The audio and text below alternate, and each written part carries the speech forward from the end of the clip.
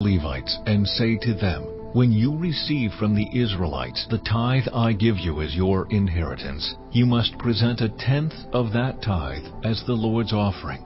Your offering will be reckoned to you as grain from the threshing floor or juice from the winepress.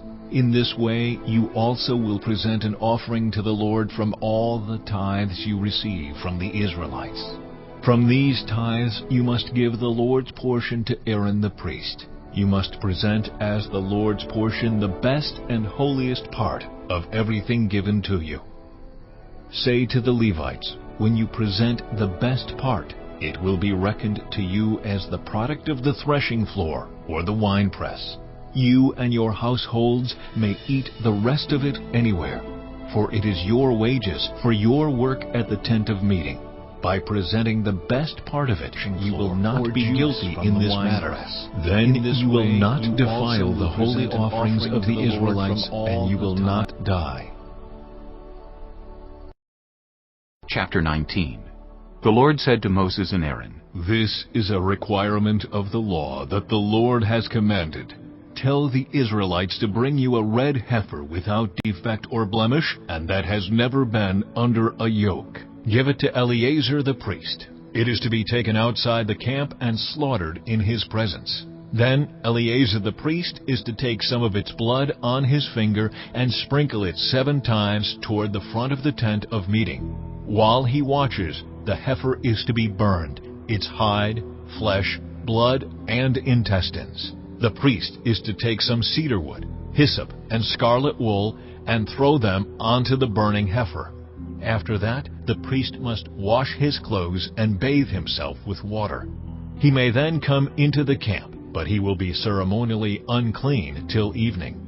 The man who burns it must also wash his clothes and bathe with water, and he too will be unclean till evening. A man who is clean shall gather up the ashes of the heifer and put them in a ceremonially clean place outside the camp. They are to be kept by the Israelite community for use in the water of cleansing.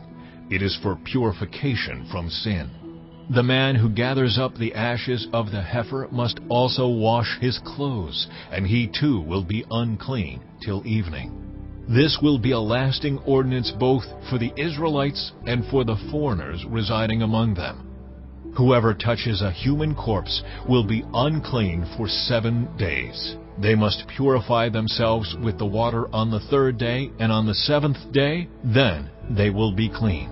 But if they do not purify themselves on the 3rd and 7th days, they will not be clean.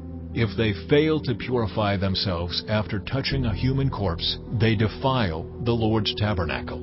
They must be cut off from Israel. Because the water of cleansing has not been sprinkled on them, they are unclean. Their uncleanness remains on them. This is the law that applies when a person dies in a tent. Anyone who enters the tent and anyone who is in it will be unclean for 7 days, and every open container without a lid fastened on it will be unclean. Anyone out in the open who touches someone who has been killed with a sword, or someone who has died a natural death, or anyone who touches a human bone or a grave will be unclean for 7 days. For the unclean person, put some ashes from the burned purification offering into a jar and pour fresh water over them. Then a man who is ceremonially clean is to take some hyssop, dip it in the water, and sprinkle the tent and all the furnishings and the people who were there. He must also sprinkle anyone who has touched a human bone, or a grave, or anyone who has been killed, or anyone who has died a natural death. The man who is clean is to sprinkle those who are unclean on the 3rd and 7th days, and on the 7th day he is to purify them. Those who are being cleansed must wash their clothes and bathe with water, and that evening they will be clean. But if those who are unclean do not purify themselves, they must be cut off from the community, because they have defiled the sanctuary of the Lord. The water of cleansing has not been sprinkled on them, and they are unclean. This is a lasting ordinance for them. The man who sprinkles the water of cleansing must also wash his clothes, and anyone who touches the water of cleansing will be unclean till evening. Anything that an unclean person touches becomes unclean, and anyone who touches it becomes unclean till evening.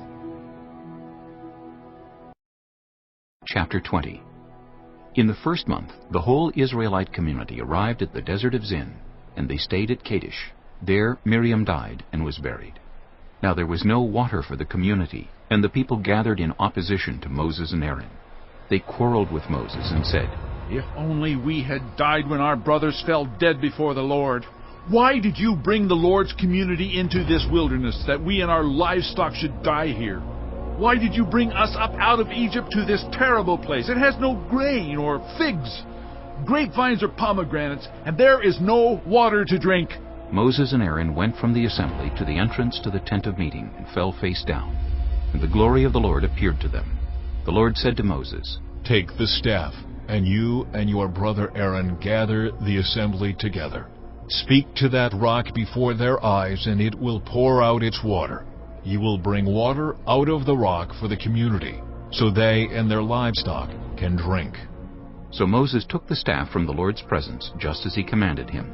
He and Aaron gathered the assembly together in front of the rock, and Moses said to them, "Listen, you rebels! Must we bring you water out of this rock?" Then Moses raised his arm and struck the rock twice with his staff. Water gushed out, and the community and their livestock drank. But the Lord said to Moses and Aaron, "Because you did not trust in me enough to